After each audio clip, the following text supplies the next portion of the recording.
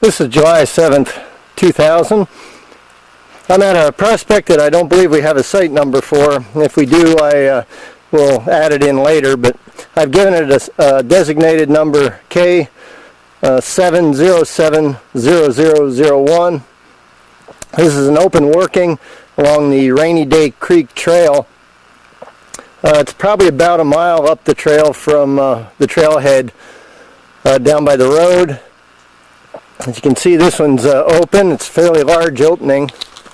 Looks like about 9-10 feet across.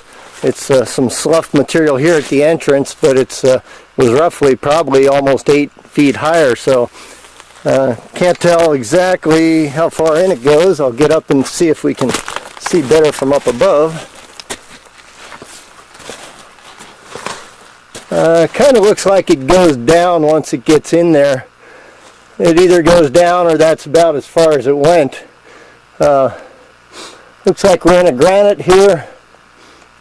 There was probably a vein or some sort of structure. I don't see any mineralization, so not sure exactly what they were going in on.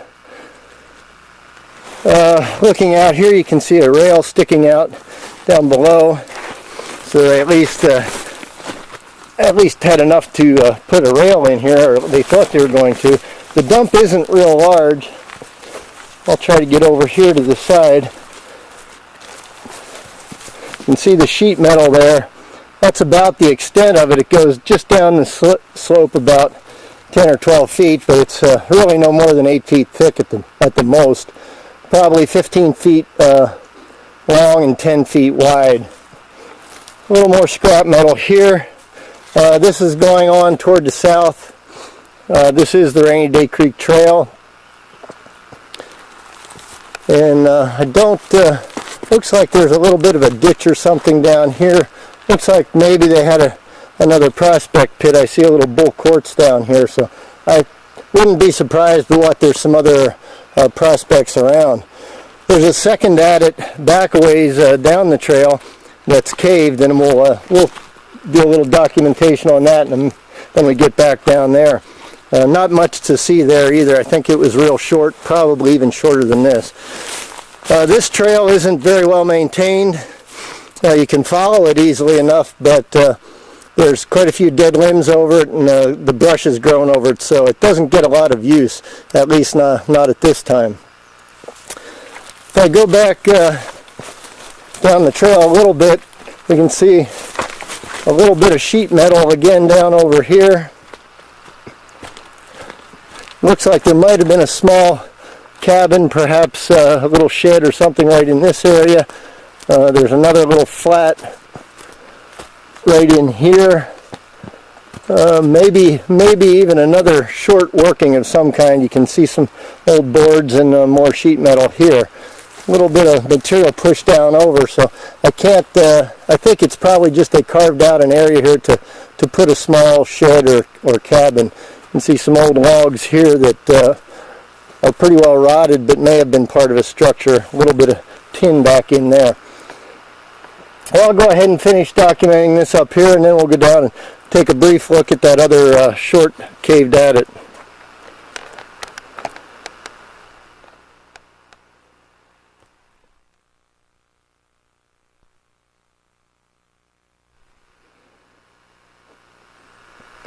I'm about 250 feet north of that open adit, just a little below the trail, looking here at a little spring in the hillside. Comes out, trickles down. There's not much water in it now, but you can see that there's this old bucket in here, or 55-gallon barrel, pretty well rusted out now, but I'm sure that was probably used as a spring water for when they were working up here. The trail is kind of just above me, about center of the frame, and runs right above this rock outcrop up here and continues on to the south to the open working. The second adit that's caved is back on the trail here, another 50 feet or so once I get up to the trail. So it's about close to 300 feet from the open adit, 300 feet north. There was some quartz vein material on the dump at adit 1, the open adit, So I'm assuming that's probably what they were prospecting on. I wouldn't be surprised but what there would be other workings around here on the slope, either above or below this, but without knowing where they are, it'd be pretty difficult to find them, I believe. So we'll go and look at this second caved adit. There's not much to see, but we'll just get a little on video.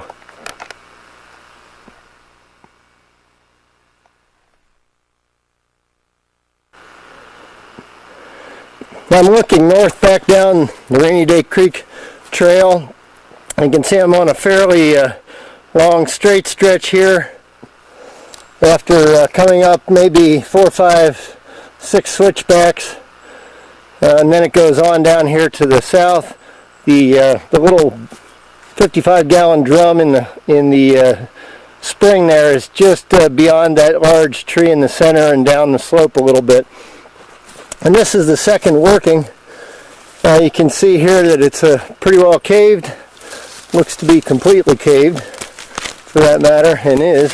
See a little bit of sheet metal right here, but you can see some of the old portal timber supports and cribbing that they used here. Nail sticking out of it right there. Very minor amount of material. I doubt if they went in more than maybe 10 or 20 feet at the most. This little bit right here is all there is, and it's pretty well brushed over. The slope's real steep, so there could be a little material down over, but I really doubt that this amounted to much of anything. Well, that's all I've found. This is all that I was told about was up here was the one open adit. We did find this second caved one here. There could easily be others, as I said before, but we're not going to spend any time looking for them right now.